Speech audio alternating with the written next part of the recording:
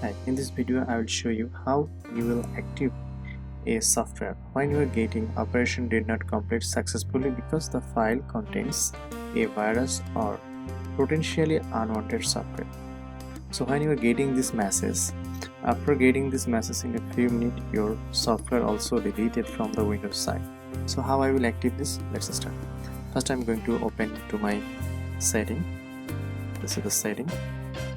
From the setting panel I will click on the security and update and security setting.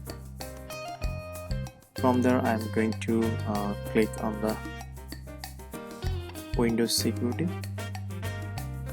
From Windows security I am going to click on open Windows security. It will open a new window. From this section I will select virus and threat protection. From there I am going to virus and threat protection setting, manage the setting. I'm going to click on it. You see the real-time protection on. I'm going to off the real-time protection. It will ask me for permission.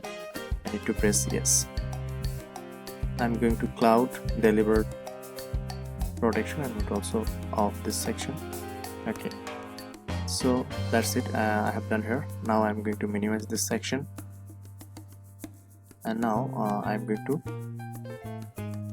extract again the same file.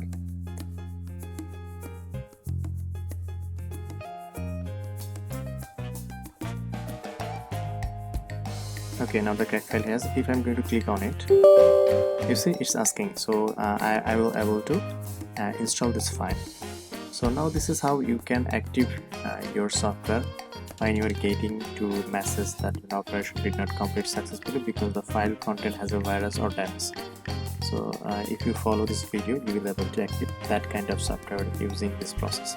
Thank you for watching this video. Don't forget to subscribe.